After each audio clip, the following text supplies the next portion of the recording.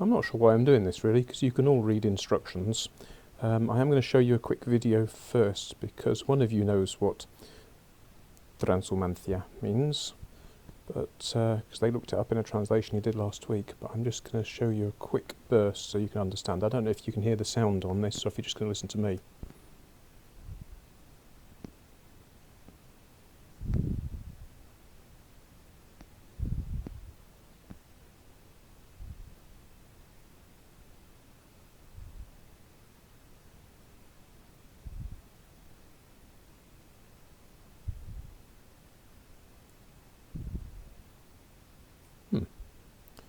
So I don't know if the sound of the video came through. So it's transhumancia is moving your flock from one place to another.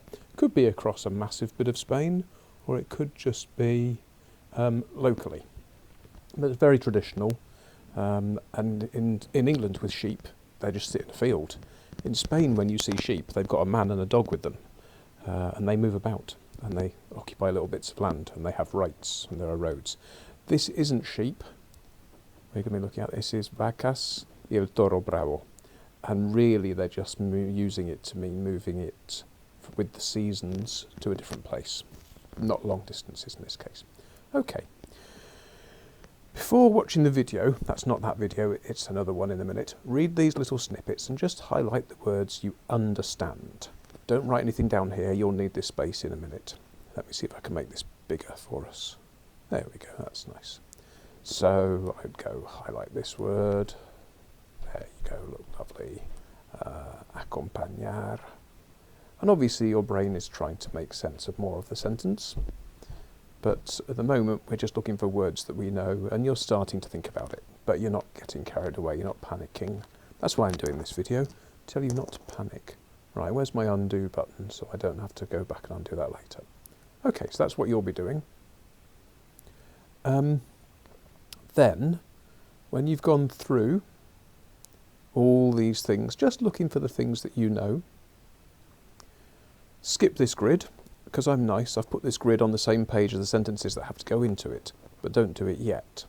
You're going to watch another video, which is here. I'll show you.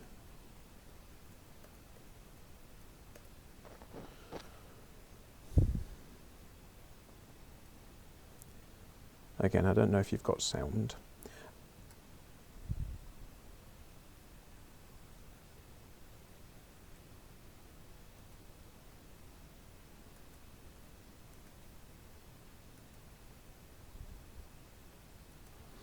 And it's an excellent video for Year 12 and 13.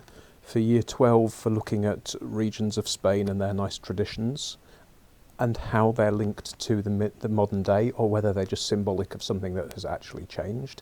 And for Year 13 as well, for social change, hanging on to your traditions, whether it actually means anything, and the roles of people within that, and their lives, and whether Spain is a modern country or a not so modern country, or a nice mixture.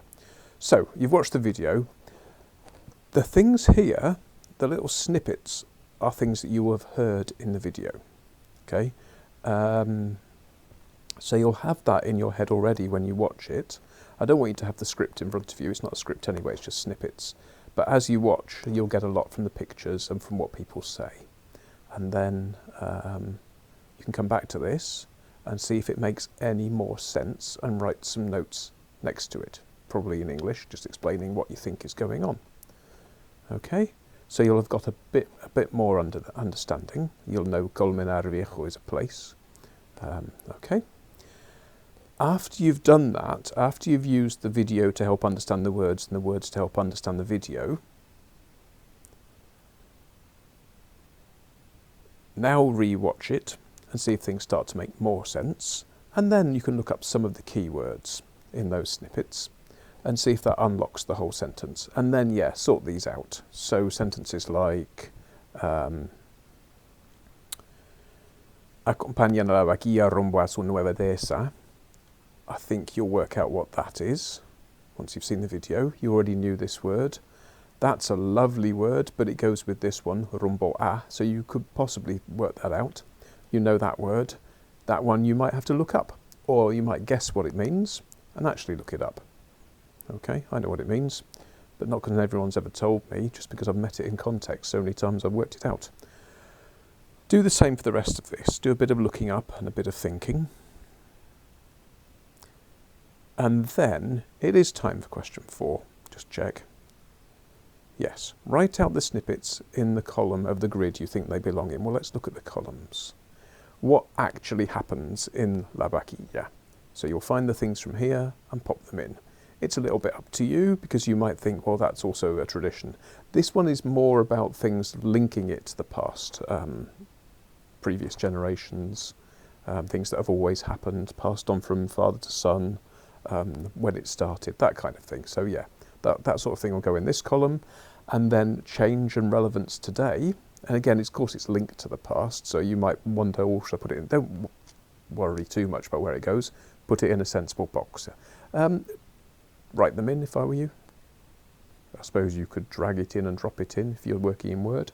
But it's always good to write things out. It helps you remember. Then you'll have got quite a nice little thing explaining what happens in the festival, what we know about its traditions, its roots, its permanence, and then some changes today. And there are a couple, and it's really quite a nice example. I'm very pleased I found it. And then you're going to write it up. What is la vaquilla? Where, when, what happens? I didn't actually ask you to listen out for when.